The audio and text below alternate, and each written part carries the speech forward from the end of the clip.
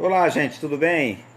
Vamos de volta aqui, professor Jussival, aula de História nesse momento. Nós iremos trabalhar a sociedade hebraica, sociedade muito importante, que surgiu há cerca de 1600 anos antes de Cristo. Vamos agora tentar entender por que é importante estudar essa sociedade. Observem aí, por exemplo, aí a imagem que nós estamos simbolizar como sendo a imagem dos hebreus, que é justamente essa imagem aí, ó, triângulos invertidos, entrelaçados um ao outro, tá bom? Então vamos tentar entender aqui na sua localização geográfica e começar também, né, o seu processo histórico. Na localização geográfica, é importante entender que todas as grandes civilizações surgem à margem de um grande rio. E com a sociedade hebraica não será diferente. Nós teremos o rio Jordão, que será o rio que vai dar condições de surgir este povo. E aí nós vamos ter no nosso mapa, para vocês compreenderem, a região onde hoje é. Por exemplo, hoje é Israel, parte da Palestina, da região do Oriente Médio, onde no começo de sua história surgiu a sociedade hebraica. Aí nós vamos ter cidades como a Galileia, Samaria, Jerusalém, Judéia, Lago de Tiberíades, região onde Jesus Cristo pregou a palavra de Deus durante 3 anos. Ele andou muito nessa região aí. Logo aí abaixo nós estamos vendo aí também como era, né, as divisões aí, né, do reino de Salomão, do reino de Israel, uma região que nós chamamos aí também de reino de Judá, regiões férteis, regiões montanhosas e regiões desérticas, né? Tudo isso aí com as suas devidas cores. Observe, tudo de verde, a região fértil. A região aí meio que amarelo mais escuro, a região de montanha. Depois vamos ter também a região aí mais amarelada, que é um amarelo mais claro, né? A região de deserto, tá ok? Bem, no seu histórico é importante a gente entender que a principal fonte de estudo do povo hebraico é justamente a Torá, que é um conjunto de livros da Bíblia Sagrada, né, dos livros antigos, que nós vamos chamar de livro do Gênesis, Êxodo, Números, Levíticos e Deuteronômio, tá bom? E o povo hebraico eles tiveram origem semita. O que é isso? O filho de Noé, chamado Sem, é o cara que vai dar origem a este povo hebraico. Daí porque nós chamamos de origem semita, tá bom? Divide-se em 4 períodos: patriarcas, primeira e segunda fase, o período dos juízes e o período dos reis. Vamos ver então, dentro do seu contexto histórico, primeira parte do período dos patriarcas. Nós vamos ter aí a história de Abraão, que é o primeiro grande líder do povo hebraico. Este Abraão é um cidadão que vai ser o primeiro a ser escolhido por Deus, tem um diálogo com ele e lhe dar a condição de ser o líder. Abraão é aquele cara que vai dizer para todos os demais, né, da sua tribo, né, próximo ali do Rio Jordão, de que só tem que ter apenas um só Deus. Ora, pela primeira vez nós estamos vendo aí uma única sociedade do mundo antigo, pela primeira vez está falando que só tem um único Deus, que esse Deus chamar o Deus Yahvé, ou Deus Jeová, ou Deus Javé, né, da mesma nomenclatura, né, para este Deus, que é o nosso Deus, né? Pela primeira vez eles estão dizendo que só existe um Deus, né? Então ele vai convencer toda aquela região, né, dos hebreus, principalmente a sua região de Canaã, para dizer que esse Deus é o nosso Deus, chamado Deus Javé, tá bom? Depois que Abraão morre, a liderança do povo hebraico fica com Isaac. Isaac é casado com Rebeca, que terá 2 filhos, Esaú e Jacó. Esaú nasce primeiro, os 2 são gêmeos, Esaú nasce primeiro e Jacó nasce segurado na perninha do irmão, como quem está querendo dizer, eu quero nascer primeiro, porque eu tenho mais responsabilidade para assumir essa herança da liderança do povo hebraico, do povo do meu pai. Por que ele está querendo dar essa mensagem? Porque existia naquele período, na tradição hebraica, que existia o tratado de primogenitura. O primeiro filho que nascesse herdaria tudo do pai. E a liderança do pai teria que repassar para o filho primeiro que nascesse. O tempo foi passando e essas crianças iam crescendo e a mãe Rebeca percebia que seu filho Esaú era um filho mais que irresponsável e o filho Jacó era um filho mais responsável. Inclusive, há uma história relatada na Bíblia de que ambos estavam um dia numa caçada e que Esaú vendeu a sua primogenitura, seu direito de liderança, de herdar tudo que o pai tinha, por um prato de lentilha e um pouco de água, porque ele já tinha consumido todo o seu alimento no primeiro dia de caça. E ele pede ao irmão e o irmão dá. Ele praticamente lhe deu a sua primogenitura por um prato de lentilha, né, que era um cereal que eles levaram para se alimentar durante a caçada, e também um pouco de água, mostrando o grau de irresponsabilidade que ele tinha.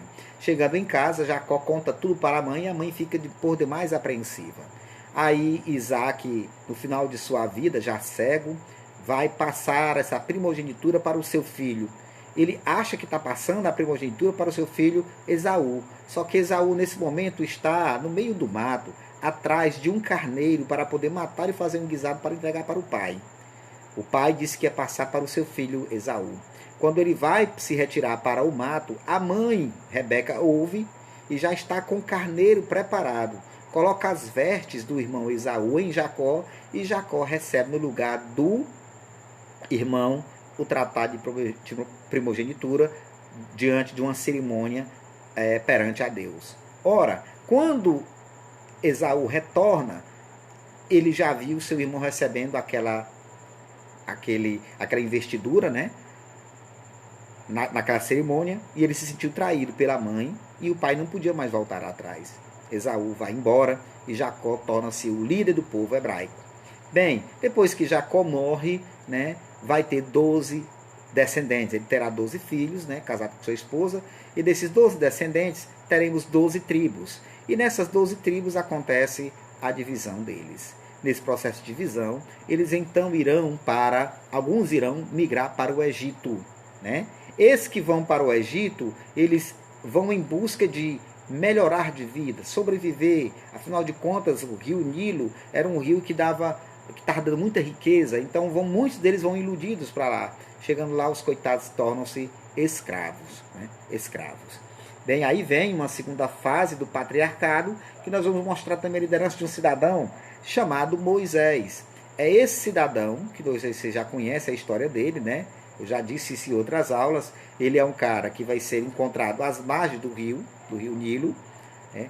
A esposa do faraó encontra ele, e aí ele vai ser criado, né? No meio de toda aquela riqueza. E aí ele andando nas principais cidades do Egito, ele começa a perceber que a força motriz de produção, né, lá do Egito era toda ela escrava, e aquele povo era hebreu. E ele descobre que ele tem origem hebraica. E aí ele chega para o faraó e diz: eu pretendo levar meu povo embora daqui.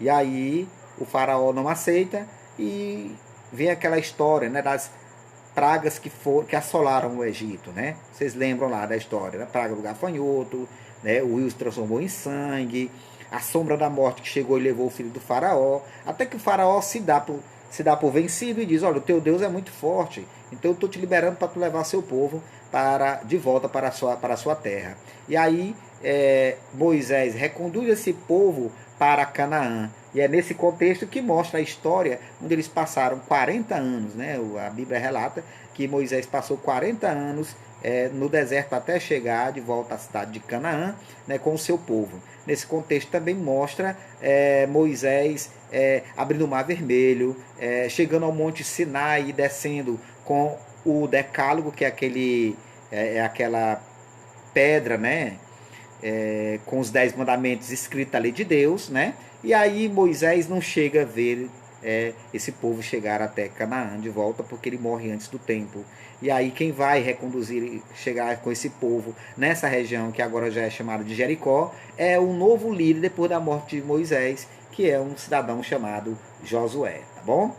Bem, agora nós vamos tentar entender o período dos juízes, o período onde os líderes do povo hebreu são líderes militares. Esses líderes militares, eles tinham a capacidade de organizar o exército hebraico para poder enfrentar os estrangeiros, os cananeus e os filisteus. É nesse contexto que aparece Gideão, Samuel e também Sansão. O mesmo Sansão, aquela história de Sansão e Dalila, aquele cara que tinha um cabelo enorme, grande, né? Enfim. E aí, gente, é nesse momento que acontece a unidade das 12 tribos. Vai acontecer novamente a união dessas 12 tribos e eles vão se tornar fortalecidos, tá bom? Bem, continuando, nós vamos ter agora o período dos reis, onde nós teremos aí Saul. Saul, o grande rei, depois que ele morre, fica no lugar dele seu filho Davi, e ele torna-se um grande líder, porque ele vai conseguir vencer os filisteus, né? E todo o seu poderio militar. Inclusive, a história bíblica nos relata que Davi conseguiu vencer Golias, que era o grande líder dos filisteus. Davi era um rapaz pequeno, mirrado, mas que conseguiu derrotar com uma pedrada na cabeça do gigante Golias os filisteus. É o mesmo Davi que a Bíblia relata que ele tomou um vinho, se excedeu do vinho e também chegou a dançar, né, ficar nu na frente de Deus, embriagado. Essa mesmo Davi também, que a história nos relata, que ele mandou um soldado para a guerra e depois o soldado morreu e ele acabou ficando com a noiva deste soldado. Então, essa mesma história que está sendo relatada conforme a Bíblia nos relata, eu estou reproduzindo aqui para vocês, tá bom? Bem, depois que Davi morre, nós teremos então Salomão, o seu filho. Salomão vai chegar ao poder e nós vamos ter nesse momento um momento de paz, de tranquilidade. Por quê? Porque Salomão vai ter 700 esposas e 300 amantes, 300 concubinas. Para poder haver a pacificação, vai haver a promoção do casamento do rei Salomão com várias mulheres de várias cidades e várias regiões, para promover a união entre aqueles povos. E aí, por conta disso, nós vamos ter aqui um homem das suas 1000 mulheres, 700 esposas e 300 concubinas, tá bom? Bem, nós vamos ter também aqui muito comércio, vamos ter também as construções, principalmente a construção do templo de Javé, de Yahvé, que é aquele mesmo templo onde Jesus Cristo deu aula para os doutores com 12 anos de idade. Acho que vocês sabem muito bem dessa história, né? E a grandiosidade desses templos foi marcado, né, com as obras do rei Salomão, quando ele, com sua rica sabedoria, estava à frente do povo hebraico. Nesse período também, ele teve muitos impostos, né, elevadíssimos, o que vai provocar um certo descontentamento com o povo, tá bom? Quando Salomão morre, haverá o período dos reis, e nesse período dos reis também, continuando, claro, nós vamos ter em 926 a.C., portanto aí no século IX, né, nós vamos ter aí o grande cisma, a grande divisão, né? Essa grande divisão, 926 a.C., nós vamos ter aí os dois filhos de Salomão, que será Jeroboão, né, e Roboão. Ambos irão dividir as 12 tribos. Um vai ficar com 10 tribos, Jeroboão vai ficar com 10 tribos ao norte, que será reino de Israel, e o Roboão vai ficar com 2 tribos na região sul, que nós vamos chamar de reino de Judá. Quando há a união, há o fortalecimento, gente. Quando há a divisão, certamente que há o enfraquecimento. E por conta deste enfraquecimento, nós vamos agora tentar entender aqui, ó, neste mapa, o enfraquecimento deste povo. Preste bem atenção aí, ó. Vocês estão vendo aí, né? O mapa, tá vendo aí? O reino de Israel ao norte e o reino de Judá ao sul. Ora, quando acontece o enfraquecimento, vai acontecer a invasão. No norte, quem é que vai invadir? Os assírios. Os mesmos assírios que já tinham invadido por muito tempo parte da Mesopotâmia. Lembra quando eu falei lá na aula de Mesopotâmia? E também na região sul, os babilônicos, os amoritas, que também haviam invadido também a Mesopotâmia. Agora está invadindo o sul da região dos hebreus, tá bom? É nesse período aqui que nós vamos ter um povo que vai ficar dentro da Babilônia, que nós vamos chamar de os hebreus, que vão ficar exilados, ou seja, morando forçadamente sob o controle de um rei que não é de origem hebraica, que nós vamos chamar de cativeiro da Babilônia. Nesse período aqui era rei Nabucodonosor II, que estava à frente da Babilônia, tá bom? No ano 539 a.C., né, Ciro da Pérsia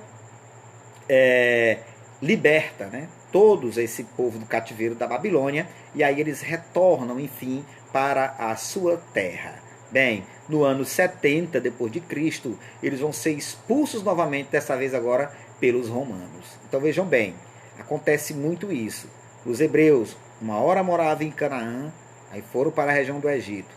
Depois voltam para Canaã, aí vão ser dominados. Depois de ser dominados, vão ser libertados. E por fim, vão ser dominados novamente, dessa vez, pelos romanos, tá bom? É neste contexto aqui, não esqueçam, que nessa região da Palestina, toda ela dominada, é quando vai surgir Jesus Cristo. É neste contexto aqui que os romanos mandam nessas cidades que eram de origem do povo hebraico, sobretudo Jerusalém, onde Jesus Cristo, né, chegou lá, viveu, né, pregou a palavra de Deus, acabou sendo assassinado, crucificado nessa região, certo? Bem, na política e na economia, nós vamos ter aí um governo teocrático. Né? O que é esse governo teocrático? Onde o representante, o que manda, é um representante de Deus. Né? Teo, Deus, crático, poder. Onde o poder de Deus vai estar acima de tudo isso. Seria um representante de Deus, o chefe imediato.